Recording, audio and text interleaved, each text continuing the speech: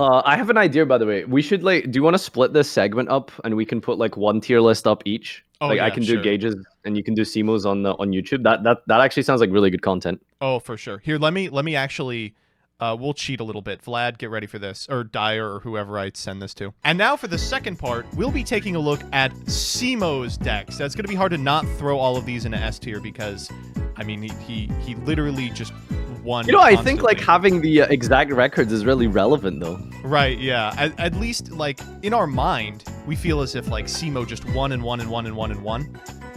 But in reality, he won and won and won and won and won. But first, this video is sponsored by Friends and Dragons. Big thanks to them for the sponsorship. I thought it would be a good fit. After all, Yu-Gi-Oh! Players know a ton about dragons. Now, Friends, on the other hand. Friends and Dragons is a free-to-play, strategy-based mobile RPG available on the App Store and Google Play.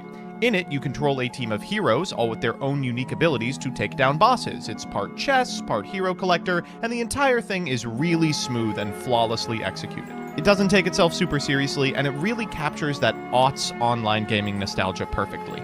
I've chewed through a couple of hours of the campaign already, and I found myself really actively enjoying it. On that note, if you'd like to find me in-game, I've started my own guild under the tag NS Alistair. It'll be more fun than Invoked, I promise. Being able to chat and team up with players from across the globe to tackle tough challenges is really cool. Right now, the game has more than 150 heroes to collect, and each one can be upgraded to further increase their powers.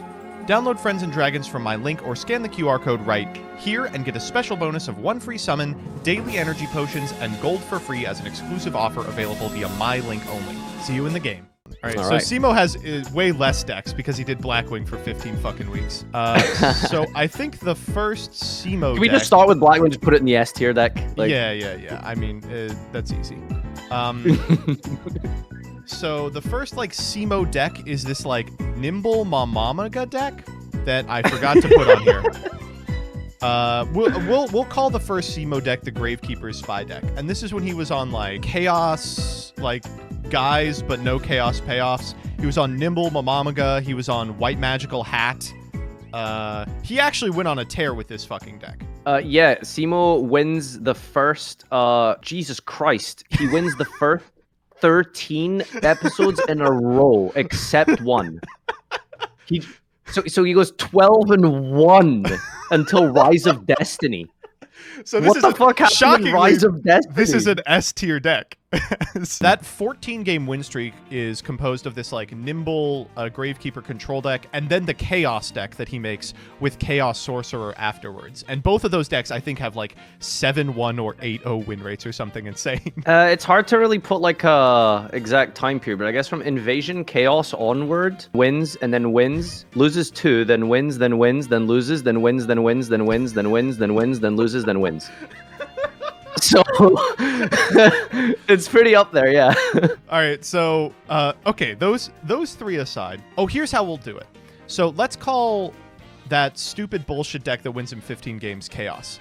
In Enemy of Justice, Cimo starts playing Macro Stun, and he plays it for 4 episodes up until Cyber Dark Impact. How's that one work out for him? Enemy of Justice is let's see.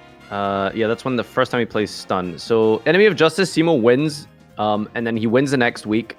He plays it for Cyber Dark Impact and loses, and then in Strike of Neos, he switches off back to this like Gravekeeper like control deck. Okay, so actually this is probably like a B or C tier deck. It's actually definitely one of his worst. Yeah. Let's put it in C. But there was like weird later periods where he was just busted out and win a week. Yeah, like all the way up until like, when did he bring out? He brought out the macro deck again, like super later. It was like after Blackwings even. Hang on, let me find it. It was the first one he didn't play Blackwings for in like 14 weeks, if I recall. Yeah, it was Return of the Duelist. And he won that one. Yeah. Did he ever play it again after that? Yeah, he played it again in Judgment of the Light, and he won that 2-0. What the fuck? And he played it again in the new Challengers. Did he win that? He did. Okay, so I think it's like an A-B deck, isn't it? Wait, what the fuck? All right, this deck is actually based, yeah. Okay, we'll put it in B because for Cimo, you know, a B tier deck. I mean, that's like a 70% win rate. It has to be A, right? All right, okay, yeah. After that is, this is when he actually starts playing the he has a couple of episodes where he actually plays the like directionless Gravekeeper deck.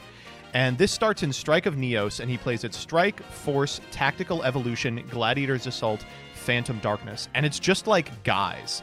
Like it is the Cimo equivalent of Plant Rulers. Yeah, he loses all of those except Strike of Neos. All right, easy C moment in that case. So after that, he pulls a pretty sick Lightsworn core and plays that for Light of Destruction, Duelist Genesis, Crossroads, and then things get bad. Yeah, he loses all of those except Light of Destruction.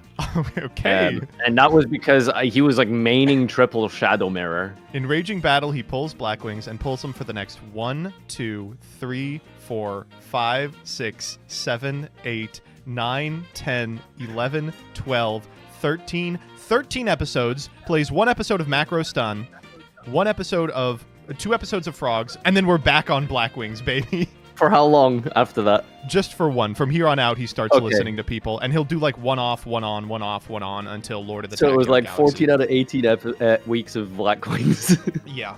So you won most of them. So do we have the total Blackwing win rate? I believe it's like 85.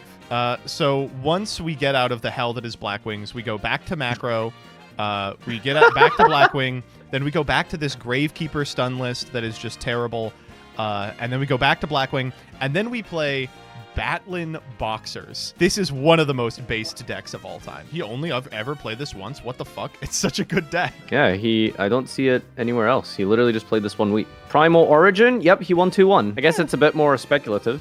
Yeah. Let's get that shitty one there. After that one, he played Battery Man a couple of. Oh no. This is where Shadow starts. He goes on and off Shadow, plays it in Duelist Alliance, Secrets of Eternity. Was released in January 2015. Clash of Rebellions. By that point, it's fucking Clown Blade. Which icon are you using for that? Oh, just the construct. Okay. Construct, So yeah, Duelist Alliance. He plays it again. Yeah, Secrets of Eternity. He wins that one. He plays it in Clash of Rebellions. He wins that one, and then he plays it again in Breakers of Shadows, and that was one of the worst episodes Cimo's ever played. He got 2-0'd. Yeah, it's not that good, is it? I feel like it had, like, a lot of potential, but maybe he just kind of played it at the wrong time. So yeah, I think, like, C's, like, perfect. During Dimension of Chaos, he gets off Shadow to play, I don't know how you feel about this, but I would say one of the most base decks in the history of time. Like, actually one of the coolest fucking decks. This, like, dumbass Ignite... Magispector Unicorn Kieran deck, and he plays it in Docks, Shining Victories, The Dark Illusion. And the only reason he stops playing it is because he pulls the entire Dino Mist core. Yeah, so weirdly enough, he actually loses that one, and then he plays it again in Shining Victories and wins, but then plays it again in Dark Illusion and loses. It's not that good. This deck sucks. Which is weird, because I felt like his Ignite deck was better than Gage's. Yeah, well, Gage didn't. Pendulum deck. Gage's pendulum. Well, deck. the pendulum variant, or any at least. So it's very strange losing with Kieran. I mean, that is one of the games, if you recall, he didn't warning the Jim Joe. That was a contributing factor. Chad is right. We did miss Battery Man. I don't really care about it. He only played it the once, and it was to rub salt in Gage's wound. Cross Souls, which he won. So yeah, this is rough. Okay. Poor Gage. After that, it begins this very strange part of the progression series. So Dino Mist is the deck for like 80% of its lifespan, just had not ever dropped a game. Plays it again in Maximum Crisis, and he 2-0s with it. He plays it again in Extreme Force, and 2-0s with it. He plays it in Flames of Destruction, and 2-1s with it. He finally drops a game. And he did bring it back one more time in Chaos Impact, where he 2-1s with it. And then in Eternity Code, he plays it again and loses that one. Oh, thank God. So that was almost a 100% win rate deck. I still feel pretty comfortable putting that in S tier. Yeah, that's 100% an S tier deck. He only lost to Goki, which is not completely unreasonable to lose to, with main deck rivalry. Fun. Does that really affect Dino Mist? Not really, I guess. But yeah, he lost to Goki. You can't go into Electromite. I suppose that's relevant. After that is this insane. This was actually a really fun part of the progression series, despite how stupid it was, where both players were like simultaneously on this ballpark deck. Yeah, the first episode he played, that was when? Soul Fusion. And Cimo wins both of those matches. Easy, simple, clean. I'm gonna put it in B just because it's a fucking bad deck. I'm sorry, it's just not very good. It's hard to tell how good it is with only 2 matches, but it seems like it shouldn't really be as good as it was, but we could just be completely wrong about that. Yeah, B for ballpark makes sense. And then finally, the last one on here is Orcust, which he plays. I mean, it's arguable when he starts playing it. When does he get? He plays it in Mermaid? Dark Neostorm, I think. Yeah, like, Neostorm is Orcust. Orcust. Rampage is he actually Orcust. loses that one, and he loses Rising Rampage. Chaos Impact, he's playing it, but it's in Dino Mist?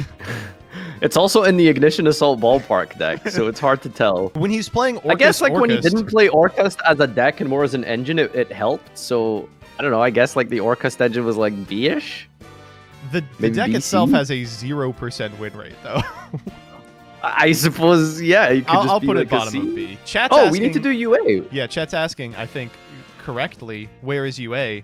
I mean, where would you put UA? UA has a 100% win rate, right? Genuinely 100%. They stopped tracking after Eternity Code, but I think it might legitimately have a 100% win rate. Chat asking but it about does DDD. have like he played 3 DDD matches. a single time. It was the worst deck ever. So yeah, we'll pretend that UA is up here.